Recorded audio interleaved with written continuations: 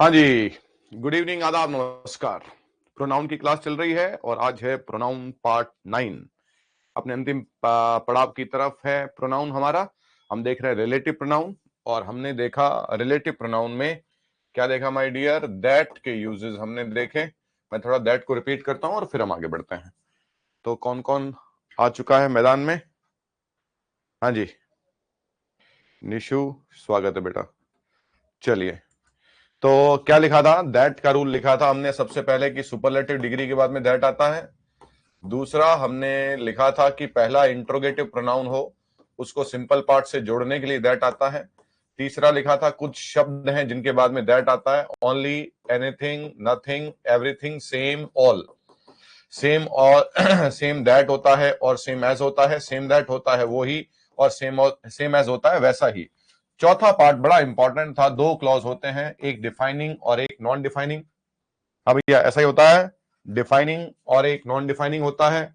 Defining clause जिसमें comma नहीं आता, नॉन डिफाइनिंग क्लॉज जिसमें कॉमा आता है। नॉन डिफाइनिंग क्लॉज में हम दैट का यूज नहीं करते हैं। ये चार नियम हमने देख लिए थे और अब देखेंगे रूल नंबर 5।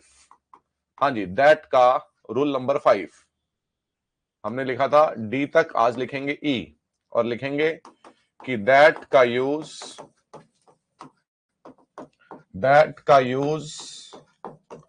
हाँ जी नाउन फ्रेज के, दैट का यूज नाउन फ्रेज के रेपिटिशन को अवॉइड करने के लिए होता है। दैट का यूज नाउन फ्रेज के रेपिटिशन को अवॉइड करने के लिए होता है। ठीक है, अब ये नाउन फ्रेज क्या है, इसका मैं पहला पार्ट लिखता हूं, एग्जाम्पल लिखता हूं मैं, है ना, और उससे समझने की कोशिश करते हैं। मैंने सेंटेंस लिखा, the climate of Shimla is cooler than the climate of Delhi.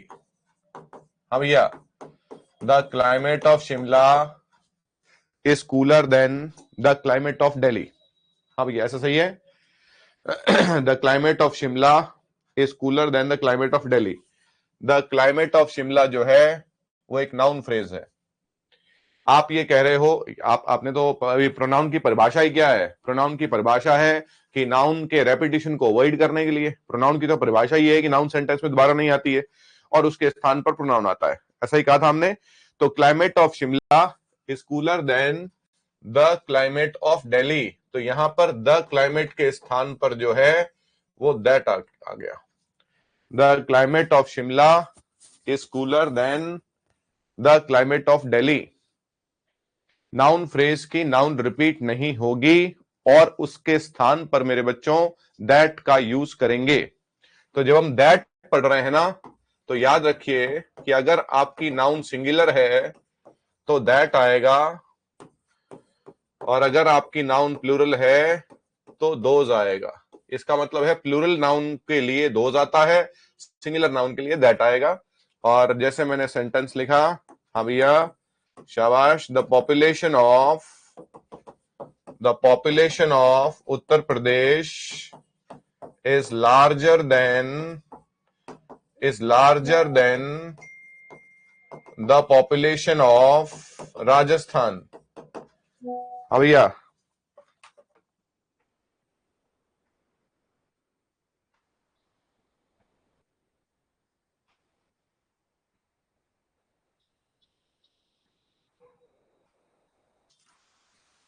the population of Uttar Pradesh is larger than the population of Rajasthan।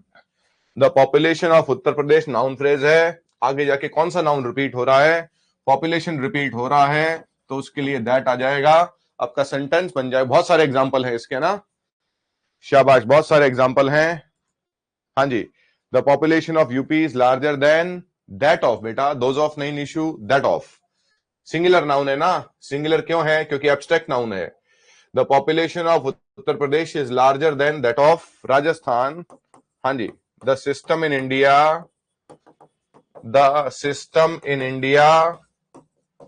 हाँ जी, is weaker than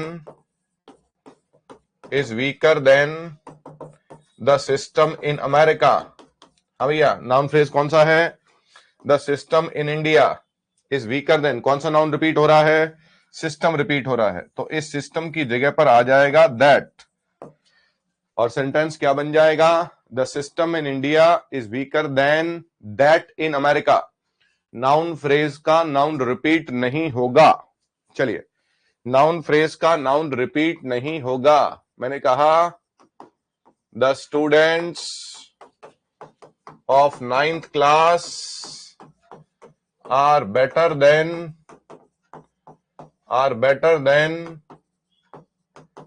the students of 10th class.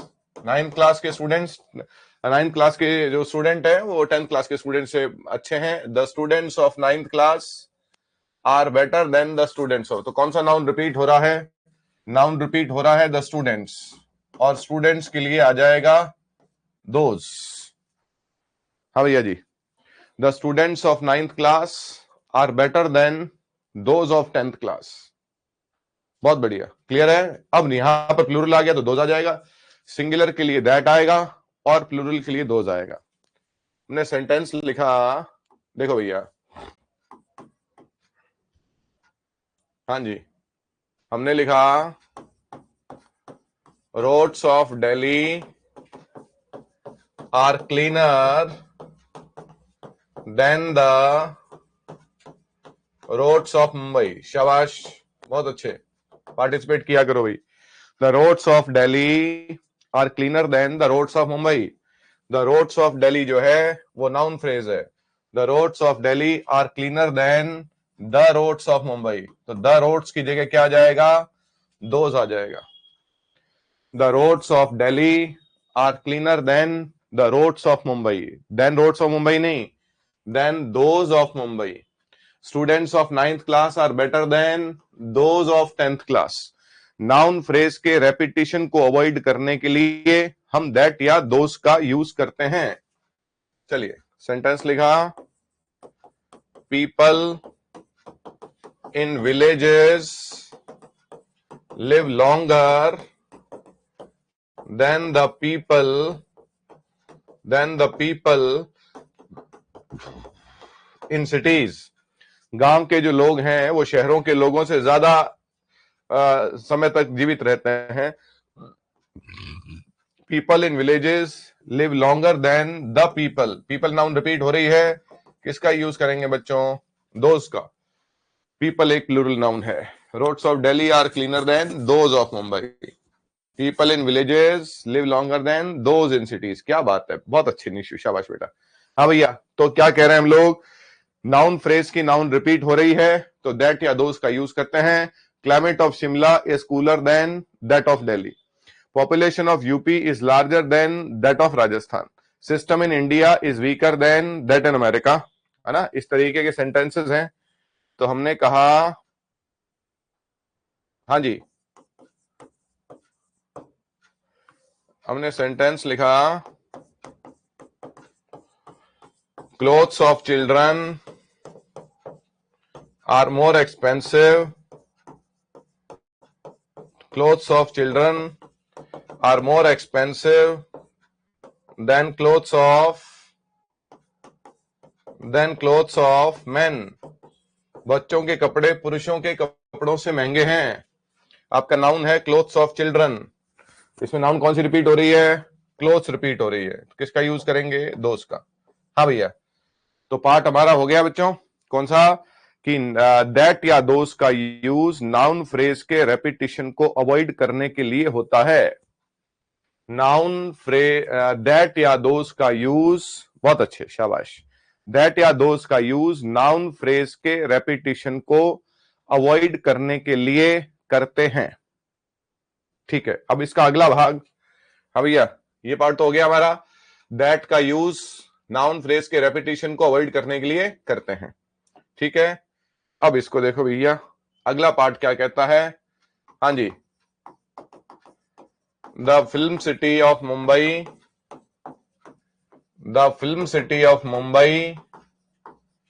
हाँ जी, इज बिगर देन पुणे। ये sentence है। The film city of Mumbai is bigger than Pune. क्या इसमें कोई noun repeat हो रही है? नाउन फ्रेज तो है। कौन सी नाउन फ्रेज है? The film city of Mumbai. क्या कोई नाउन रिपीट हो रही है?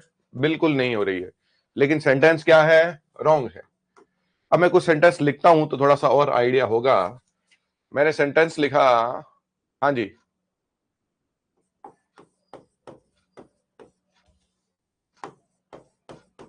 Works of Kalidas, works of Kalidas are greater than Shakespeare. हाँ भाई, कालिदास की कृतियां, वर्क्स मतलब उसकी कविताएं, नाटक शेक्सपियर से महान है। क्या इसमें कोई नाउन रिपीट हो रही है? क्या नाउन रिपीट नहीं हो रही है? फिर भी सेंटेंस रॉन्ग है। चलिए अब इनको सॉल्व करते हैं। हमने ये कहा the film city of Mumbai is bigger than Pune, इसमें कोई नाउन फ्रेज रिपीट नहीं हो रही है। तो यहां पर इस सेंटेंस के गलत होने का जो कारण है वो क्या है? क्योंकि मुंबई की फिल्म सिटी पुणे से बड़ी नहीं है। आपकी तुलना दो समान वस्तुओं या व्यक्तियों में होनी चाहिए। कालिदास की कविताएं शेक्सपियर से महान नहीं है, शेक्सपियर की कविताओं से महान है। मुंबई की फिल्म सिटी पुणे से बड़ी नहीं है, पुणे की फिल्म सिटी से बड़ी है। मेरा घर तुमसे अच्छा नहीं है, मेरा घर तुम्हारे घर से अच्छा है। मेरी कार राम से महंगी नहीं है, मेरी कार राम की कार से महंगी है। क्या हो रहा है जी? तुलना दो समान व्यक्तियों या वस्तुओं में होनी चाहिए। तो हमने लिखा, हमने इस सेंटेंस को क्या किया? तुलना समान की। हमने कहा the film city of Mumbai is bigger then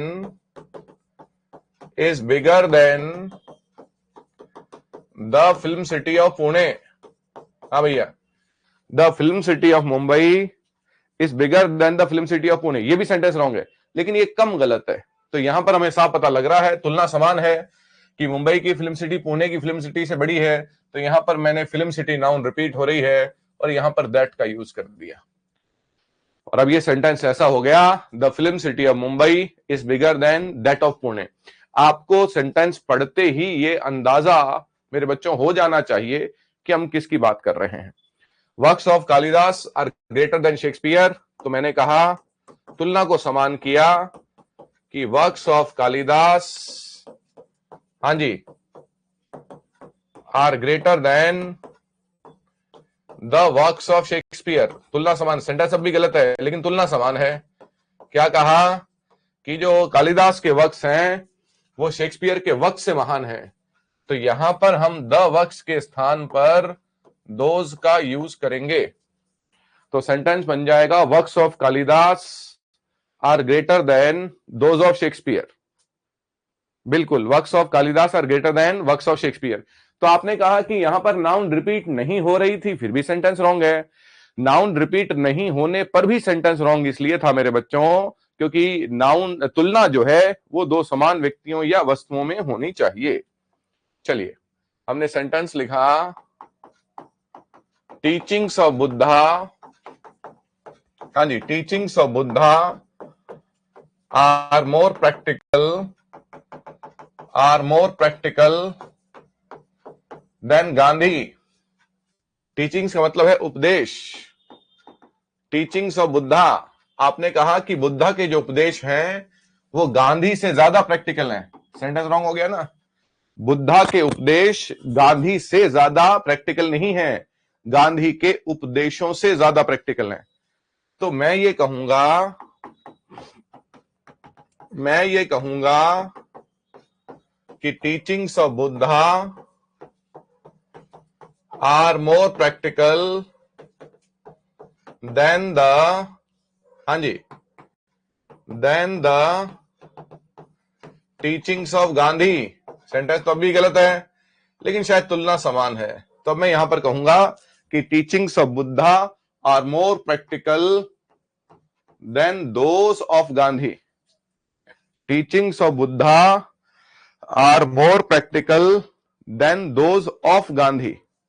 ठीक है, चलो भैया, सेंटेंस लिखा, हाँ जी, स्पीचेस बाय, देखना भाई, speeches by Martin Luther, speeches by Martin Luther are stronger than Churchill. हाँ भाई, मार्टिन लूथर की जो जो स्पीचेस हैं, मार्टिन लूथर के द्वारा दिए गए भाषण चर्चिल से स्ट्रांग है। एक भाषण एक व्यक्ति से कैसे स्ट्रांग हो सकता है? हम ये कहना चाहते हैं, क्या कहना चाहते हैं बच्चों, कि मार्टिन लूथर के भाषण चर्चिल के भाषण से स्ट्रांग है। Buddha are more practical than those of Gandhi. क्या बात है, शाबाश मेरे बच्चों। तो हम क्या लिखेंगे? हम लिखेंगे speeches by Martin Luther, Martin Luther King की बात हो रही है, Martin Luther are stronger than the speeches of Churchill, speeches of Churchill. यहां तुलना क्या हो गई? समान हो गई। तो 10 स्पीचेस की जगह पर आ जाएगा दोज आ जाएगा। Speeches by Martin Luther are stronger than those of Churchill. Clear है? चलो भाई, अब कुछ और एग्जांपल देखिए। तो आपने कहा article sold here, article sold here are more expensive than, हाँ जी, than any other shop. Article sold here are more expensive than any other shop. जो आर्टिकल्स मतलब चीजें यहां बेची जाती हैं वो किसी और दुकान से महंगी हैं। तो दुकानें बिक रही हैं कि चीजें बिक रही हैं? बिक तो चीजें रही हैं। आर्टिकल सोल्ड हेयर, जो चीजें यहां बिक रही हैं वो किसी दुकान में बिकने वाली चीजों से ज्यादा महंगी है। तो आर्टिकल्स की बात हो रही है, क्या लिखेंगे? दोज। अब दोज के आगे क्या लगाऊं? ऑफ लगाऊं, इन लगाऊं, क्या लगाऊं? अगर पहली बात तो अगर यहां बाय है तो बाद में बाय आएगा, ऑफ है तो ऑफ आएगा। हाँ भैया, ऑफ है तो ऑफ आएगा, हाँ जी, इन है तो इन आएगा। लेकिन अगर कुछ नहीं है तो हम ऑफ लगाएंगे। Article sold here are more expensive than those of any other shop, those of any other shop. हाँ जी, मैंने सेंटेंस लिखा। हाँ जी, रिजल्ट ऑफ, हाँ जी, result of 9th class is better than 10th class. देखो भैया कि 9th क्लास का रिजल्ट 10th क्लास से बेटर है। 9th क्लास का रिजल्ट 10th क्लास से बेटर नहीं है। 9th क्लास का रिजल्ट 10th क्लास के रिजल्ट से बेटर है। 9th क्लास का रिजल्ट, बहुत बढ़िया, शाबाश, ये हुई ना बात। Result of 9th class is better then के बाद में better than that of 10th class. Noun singular है तो दैट, प्लूरल है तो दोस। चलिए, मैंने कहा, अब देखिए, शी वोर, वोर का मतलब वियर की सेकंड फॉर्म है। She wore a dress which was more beautiful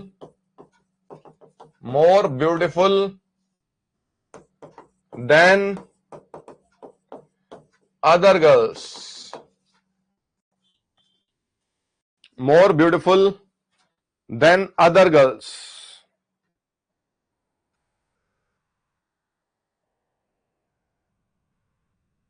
हाँ जी, यस। तो अब देखिए, शी वोर ए ड्रेस, उसने एक ड्रेस पहनी जो दूसरी लड़कियों से ज्यादा सुंदर थी। उसने एक ड्रेस पहनी जो दूसरी लड़कियों की ड्रेस से ज्यादा सुंदर थी। She wore a dress which was more beautiful than that of other girls. क्या बात है, शाबाश। शी वोर ए ड्रेस, उसकी ड्रेस बाकी लड़कियों से नहीं, बाकी लड़कियों की ड्रेस से, देन दैट ऑफ। हाँ भैया, देन दैट ऑफ।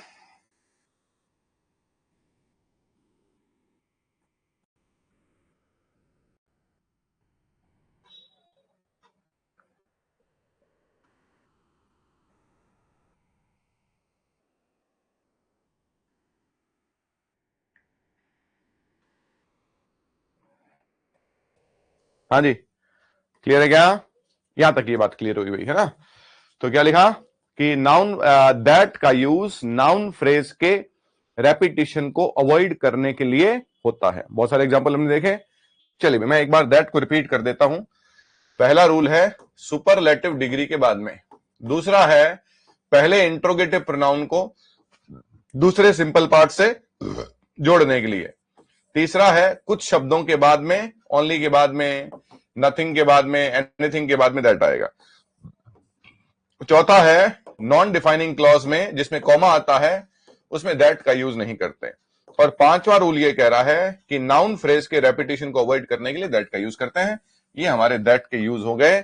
और अब हेडिंग लिख लीजिए बच्चों, हु, हाँ जी, हुम लिखो भैया जी, हु, हुम और हुज। बड़ा डिटेल में पढ़ेंगे बच्चों इसको, हु, हुम और हुज। हाँ जी, ये आपको याद रखना है कि हु जो है वो सब्जेक्ट है, हुम जो है वो ऑब्जेक्ट है और हुज जो है वो पॉजेसिव है। ये बिल्कुल वैसे ही है जैसे आपने लिखा था आई और मी, वी और अस, हाँ जी, ही और हिम, शी और हर, दे और देम। बिल्कुल वैसे ही हु और हुम है। पॉजेसिव फिर आपने क्या लिखा था, my, our, his, her, their. तो ये बिल्कुल वैसे ही हैं, सब्जेक्ट और ऑब्जेक्ट और पॉजेसिव हैं, है ना। चलिए भाई, तो आपने क्या लिखा, हाँ जी, हाँ जी, ये सब्जेक्ट और ऑब्जेक्ट हैं और पॉजेसिव हैं। तो सबसे पहले तो हेडिंग डाल दीजिए, हाँ जी, सबसे पहले हेडिंग डाल दीजिए use of who and whom. हाँ जी, हेडिंग डाल दीजिए use of who and whom.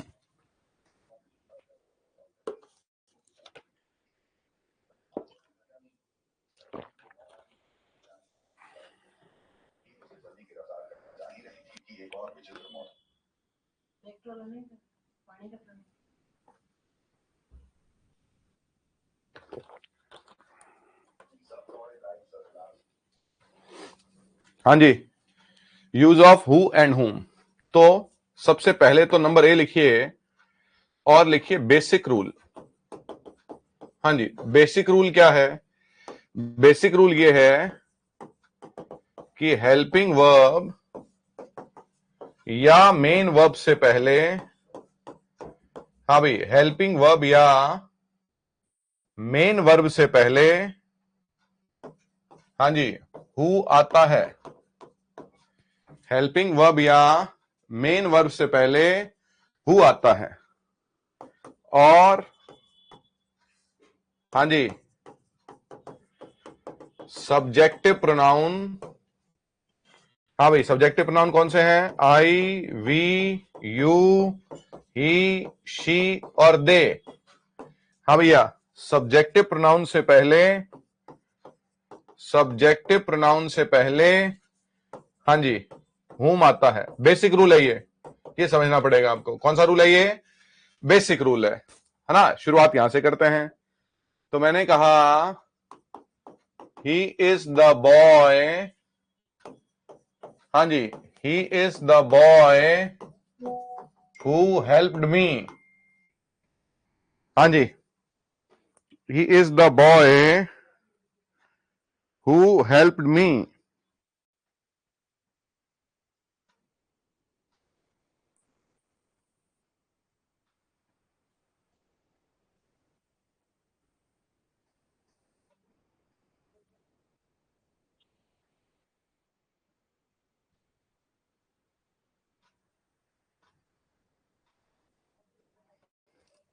हाँ जी, तो मेन वर्ब से पहले किसका यूज कर लिया, हु का। चलिए, Ram who is my friend should be helped. Ram who is my friend should be helped. हाँ भैया, they who have applied are late. हाँ भैया, हेल्पिंग वर्ब से पहले हु का, हेल्पिंग वर्ब से पहले हु, मेन वर्ब से पहले हु। हाँ जी, ही। हाँ जी,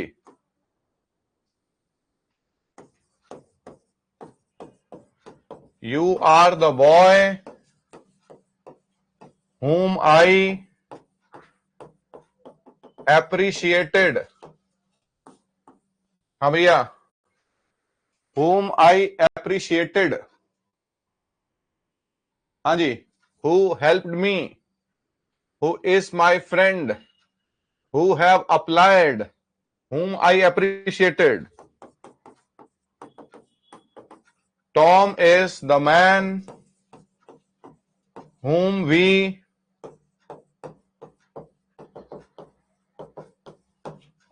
nominated। चलिए, she was a teacher whom they awarded। क्या बोलते भैया, करेक्ट है।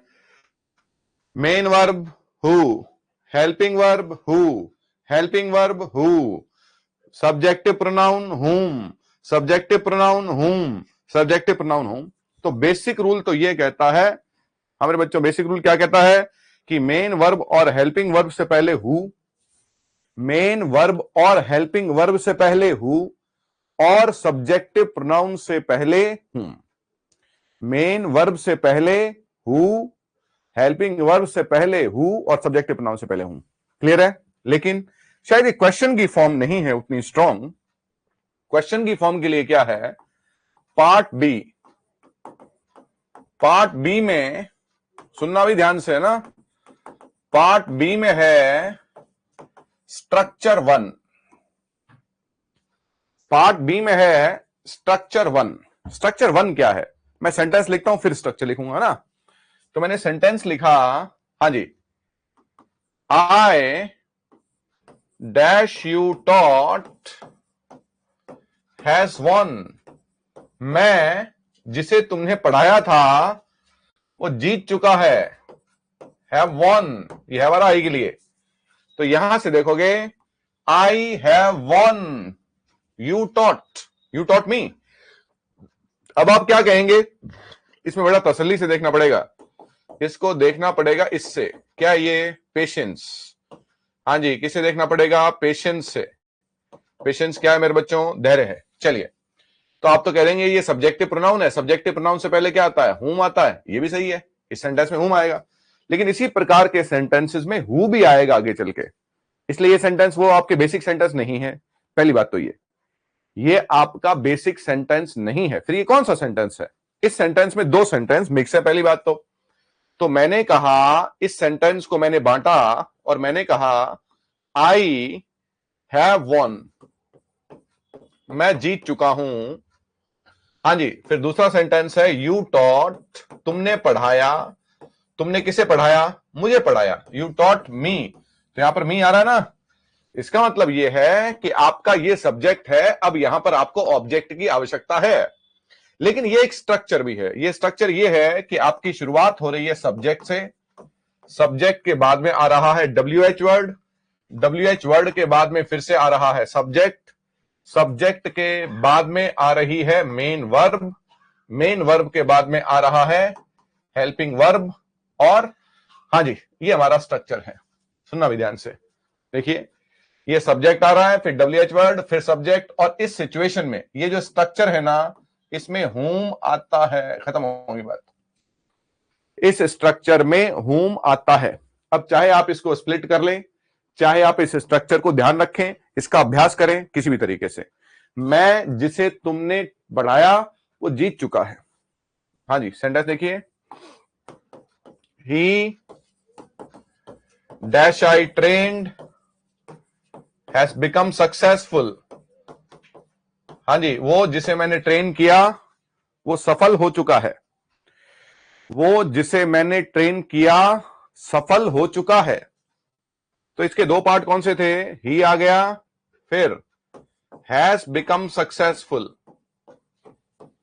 हैज बिकम सक्सेसफुल, पहला पार्ट हो गया। दूसरा, आई ट्रेन्ड, मैंने ट्रेन किया, मैंने ट्रेन किसे किया, उसे किया, आई ट्रेन्ड हिम।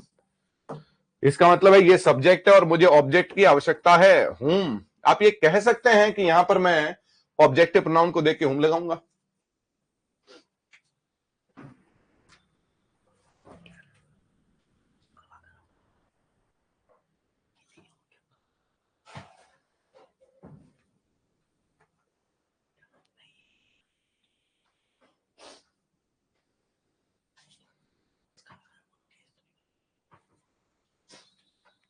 हाँ भाई, यस आई ट्रेन हिम, हुम आ गया।